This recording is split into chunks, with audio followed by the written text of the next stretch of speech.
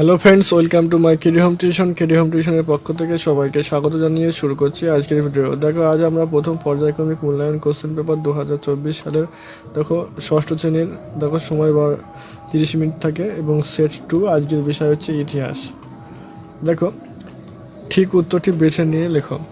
হচ্ছে Homo habilis আনুপাতিক কত বছর আগে পৃথিবীতে এসেছিল? 40 লক্ষ থেকে 30 লক্ষ, না 26 লক্ষ থেকে 17 লক্ষ, না 20 লক্ষ থেকে 3 লক্ষ, না 2 লক্ষ থেকে 2,30,000 বছর আগে?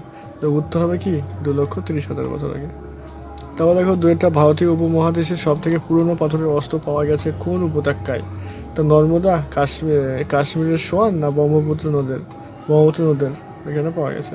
তো দেখো, মেহেরগড় সভ্যতার নিদর্শন পাওয়া গেছে কোথায় থেকে? মেহেরগড় সভ্যতার নিদর্শন পাওয়া যায় তো গোমাল গিরিপথ, না বোলান গিরিপথ, না সিন্ধু উপত্যকা থেকে।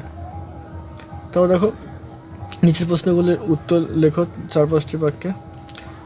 শূন্যস্থান পূরণ করো। টুরো কথার অর্থ কী? তাও দেখো, শূন্যস্থান। এখনো পর্যন্ত পৃথিবীর সব থেকে পুরনো কার্পাস চাষের নমুনা পাওয়া গেছে কোথায়? তাহলে দেখো, নিচে যে কোনো একটি প্রশ্নের উত্তর লেখো, 2টি বাক্যে লিখতে হবে। দেখো, হোমো সাপিয়েন্স প্রজাতির 2টি বৈশিষ্ট্য লেখো।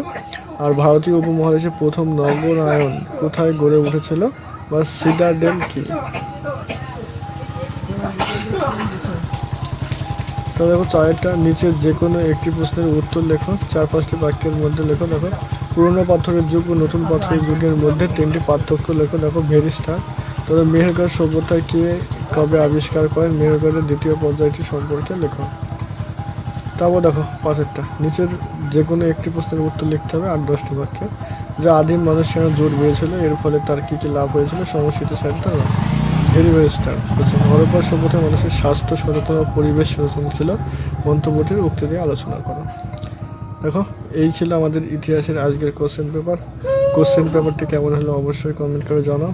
এরকম যারা আমাদের চ্যানেলে নতুন, তার চ্যানেলটিকে অবশ্যই সাবস্ক্রাইব করো এবং বন্ধুদের কাছে বেশি বেশি করে শেয়ার করো। আমাদের ভিডিও কেমন হলো তোমরা কমেন্টে জানাতে পারো। এখানে আমরা আমাদের ভিডিও শেষ করছি।